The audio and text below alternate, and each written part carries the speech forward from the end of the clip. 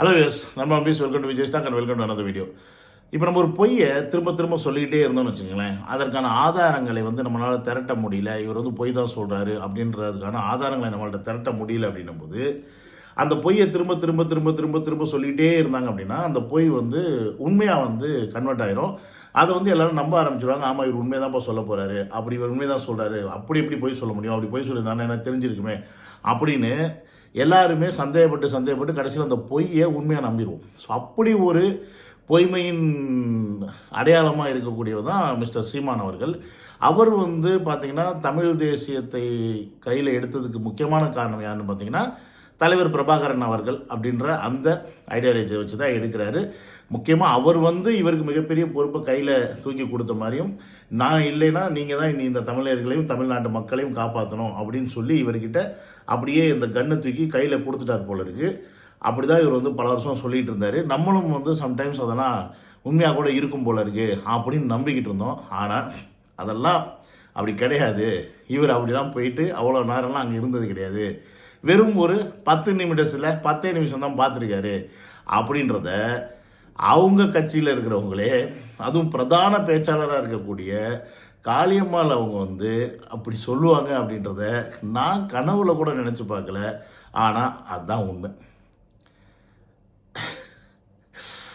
அந்த நிமிஷத்தில் சீமானோட ரியாக்ஷன் என்னவா இருந்துச்சு அப்படின்றத நம்ம பார்த்துருப்போம். நான் பார்த்தேன். அதாவது காளியம்மாவை ஒன்றும் சொல்லவும் முடியல, வையவும் முடியல. ஏன்னா ஆல்ரெடி பிரிஞ்சு போய் கொஞ்சம் பிரச்சனைகள் இருந்துக்கிட்டு இருந்துச்சு. இப்போ அந்த பிரச்சனை ரொம்ப பெருசாகி சீமானுடைய கூடாரம் காலியாக சரி, காளியம்மா போன்றவர்கள் உள்ளே இருந்தால் தான் பெண்கள் நம்மளை மதிப்பாங்க, நம்புவாங்க அப்படின்னு சொல்லிட்டு திருப்பி அவங்கள கூப்பிட்டு வர வச்சுட்டாங்க, வேறு வழி இல்லாமல். ஆனால் அவங்க வந்ததுக்கு என்ன செய்யணுமோ அதை நல்லா சிறப்பாக செஞ்சுட்டு போயிட்டாங்க. அது என்ன அப்படின்றத நம்ம அப்படியே பார்ப்போம். கொஞ்சம் இவங்க என்ன சொல்கிறாங்க, நம்ம சீமான் என்ன சொல்கிறாரு அப்படின்றது பார்ப்போம். உண்மையிலே சொல்லணும்னா, இப்போ அண்ணன் படம் எடுத்துட்டு இருந்தாங்க.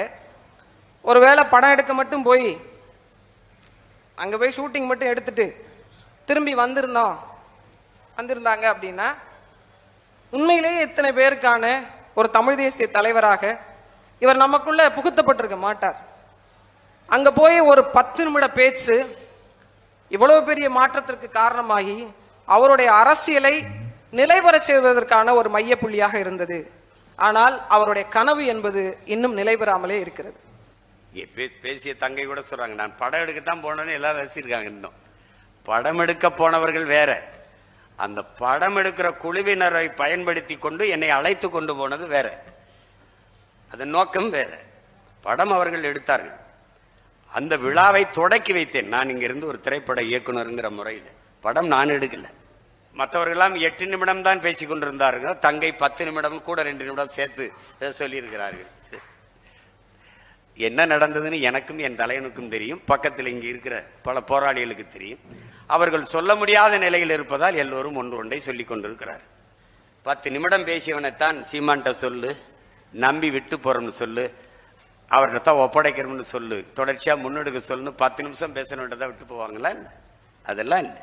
எல்லாவற்றையும் எல்லா இடத்திலும் பகிர்ந்து கொள்ள முடியாத சூழல் இருக்கும்போது நமக்கு என்ன பணி? ஒன்றுதான். அங்கு போய் நான் என்ன செய்ய என்று இறுதியாக என் அண்ணனிடத்தில் கேட்கிற போது, நீங்கள் அங்கு போய் இறங்குங்கள், நீங்கள் என்ன செய்ய வேண்டும் என்று தெரிய வந்துவிடும், அதை செய்யுங்கள் என்றால். அதாவது அக்கா என்ன வெஞ்சன்ஸ்ல இருந்தாங்கன்னு தெரியல, ஒட்டுமொத்தமாக போட்டு உடச்சிட்டாங்க. சீமான் அவர்கள் படம் எடுக்க போயிருக்காரு, அதில் ஒரு 10 நிமிஷம் பார்த்துருக்காரு அப்படின்றது தான் அவங்க சொன்ன வச்ச ஸ்டேட்மெண்ட். ஆனால் அதை சீமான் அவர்கள் இன்னமும் ஒத்துக்கலை.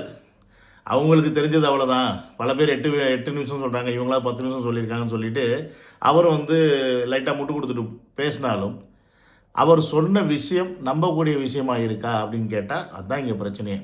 ஏன்னு கேட்டிங்கன்னா, சீமான் அவர்கள் கட்சி ஆரம்பித்தது பார்த்தீங்கன்னா 2010-11 காலகட்டத்தில் தான் அவர் கட்சியை ஆரம்பிக்கிறார். பட் இவர் பிரபாகரனை பார்த்தது பார்த்தீங்கன்னா 2008 காலகட்டத்தில். அந்த 2008 காலகட்டத்தில் மிகப்பெரிய ஒரு போர் நடந்துக்கிட்டு இருக்க காலகட்டம் தான் அது.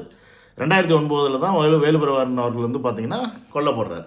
ஸோ அப்படி இருக்கும்போது இவர் என்ன போய் பார்த்துட்டு வந்தார், 10 நிமிஷத்தில் என்ன பேசினார், பிரபாகரன் அவர்கள் என்ன சொன்னார் அப்படின்றத இன்னை வரைக்கும் நீங்கள் ஓப்பனாக யார்ட்டையும் சொல்ல மாட்டேங்கிறீங்க. ஓகே, பிரபாகரன் அவர்கள் அவரை சீக்கிரம் யாரையும் நம்ப மாட்டார் அப்படின்றது எல்லாருக்குமே தெரிஞ்ச விஷயம். ஸோ அப்படி இருக்கும்போது வெறும் 10 நிமிஷத்தில் சீமானை எப்படி நம்பினார்? அதற்கு நீங்கள் ப்ரூவ் பண்ணி தானே ஆகணும். ஏன்னா நீங்கள் பல வருடமாக இங்கே தமிழ்நாட்டில் தமிழ் தேசியம் பேசுனீங்க அப்படின்னா, அந்த போர்வையில் இருந்தீங்க அப்படின்னா ஒருவேளை அவர் நம்பியிருக்கிறதுக்கான வாய்ப்புகள் இருக்கலாம். ஆனால் நீங்கள் இருந்தது ஃபுல்லாக திராவிட கட்சியில். ஸோ அங்கேருந்து அந்த சித்தாந்தத்தை எடுத்து பேசிக்கிட்டு இருந்த நீங்கள், அதுக்கப்புறம் பாமகவுடைய அந்த சித்தாந்தத்தை எடுத்து பேசிக்கிட்டு இருந்த நீங்கள், திட்டுப்புன்னு எப்படி நீங்கள் வந்து தமிழ் தேசியத்துக்குள்ளே வந்தீங்க? எப்படி அவர் வந்து உங்களை நம்பினார்?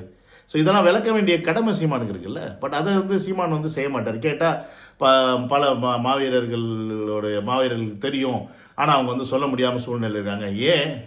என்ன சொன்னால் என்ன? பிரபாகரன் அவர்களுக்கு எங்கேயாவது ஒழிஞ்சிருக்காரா? இல்லை குடும்பம் எங்கேயாவது ஒழிஞ்சிருக்காரு? அவர் இல்லை அப்படின்றத டிக்ளேர் பண்ணிட்டாங்க, இறந்துட்டார் அப்படின்றத டிக்ளேர் பண்ணிட்டாங்க. அப்படி இருக்கும்போது நீ உண்மையான ஆளாக இருந்தால் அப்போ உண்மையை தானே பேசணும், உண்மையை தானே சொல்லணும். சரி, அந்த அளவுக்கு உனக்கு தமிழ் தேசியம் ரத்தம் தான் உடம்புக்குள்ளே ஓடுது அப்படின்னா, நீ விஜயை எதிர்க்க எப்படி டிஎம்கேவும் ஏடிஎம்கேவும் எதிர்க்கிறியோ அதே மாதிரி தனியாக நீனு விஜய் எதிர்க்க வேண்டி தானே. அதை விட்டுவிட்டு ஏன் திடீர்னு ரஜினிகாலில் போய் விழுற?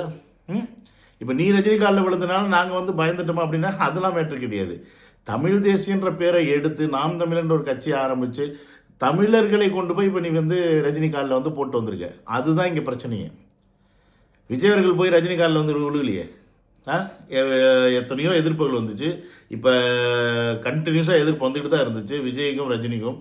அவர் என்ன போய் உடனே சரண்டர் ஆகிட்டாரா? இல்லை அவர் போய் எதுவும் பேசினாரா? எதுவுமே கிடையாது. அவர் வாட்டுக்கு அவர் வேலையை பார்த்துட்டு போகிறாரு. இந்த பக்கம் இவர் வாட்டுக்கு ஒரு வேலையை பார்க்குறாரு. இவர் படம் ஓடணும்னா விஜய் வந்து பேசுவார். இவர் படம் அதுக்கப்புறமும் ஓடலைன்னா வேறு வழி இல்லாமல் நான் விஜய் பேசலைன்னு சொல்லுவார். இப்போ சீமானும் ரஜினியும் ஒரே வாய் தான் எனக்கு தெரிஞ்சு. ஜெயிலர் படத்தில் காக்கா கழுக பேசினா என்ன இஷ்யூஸ் வரும்னு தெரிஞ்சு பேசினவர் தான் ரஜினி. அதற்கப்புறம் 6-7 மாதம் கழித்து லால் சலாம் வரும்போது நான் அதை பற்றி பேசலை, அவரை பற்றி பேசலை, நீங்கள் எல்லாம் தப்பாக போர்ட்ரே பண்ணிட்டீங்கன்னு வந்து அப்படி சொல்கிறாரு. இதே தான் சீமான் அவர்களும்.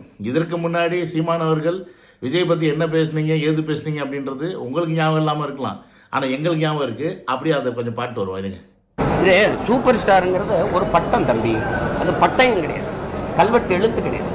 அந்தந்த காலத்தில் தியாகராஜ பகதூர் இருந்தாங்க, அதற்கு பிறகு ஐயா எம்ஜிஆர் வந்தாங்க, அதற்கு பிறகு ஐயா ரஜினிகாந்த் வந்தாங்க. இந்த தலைமுறையில் தம்பி விஜய் உயர்ந்து நிற்கிறாரு. அதை ஏற்கணும், யதார்த்தம் தானே, சரிதானே. இன்னைக்கு இருக்கிறல அதிக வியாபாரம் அவருக்கு தான், அவ வசூல் அவருக்கு தான், பெண்கள் குழந்தைகள் நிறைய விரும்பி பார்க்குற இது இருக்குது. அதுவும் யதார்த்தத்தை ஒத்துக்கணும்ல. ஏன் ஒரு தமிழன் சூப்பர் ஸ்டார்னா உங்களால் தாங்க முடிய மாட்டேங்குது? என்ன பிரச்சனை உங்களுக்கு?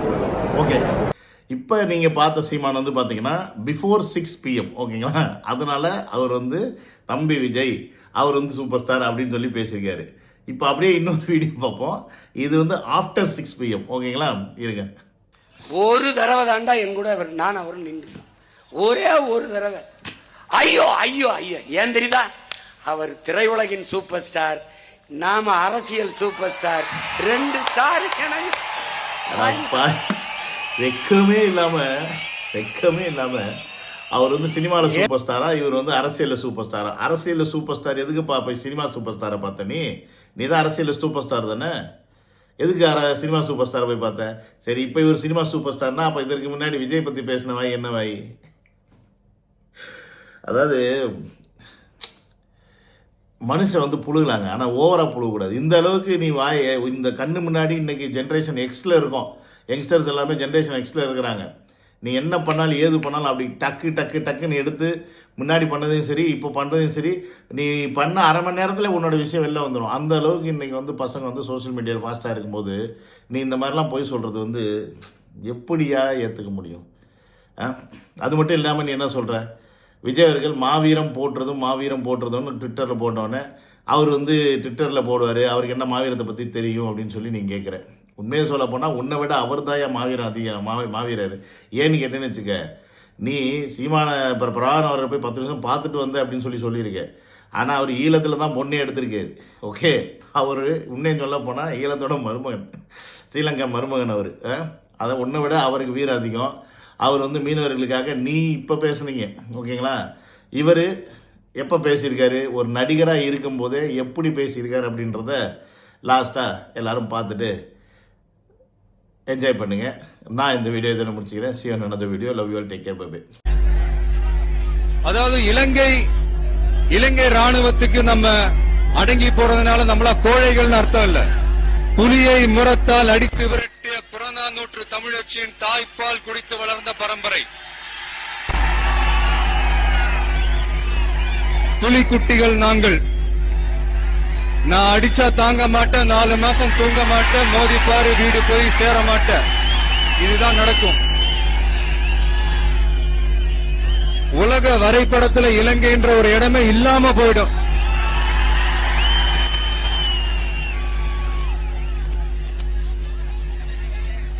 பக்கத்து வீட்டுக்காரனாச்சே எந்த பிரச்சனையும் ஆனான்னு அடங்கி இருக்கும். எங்க பொறுமையை சோதிச்சிடாதீங்க.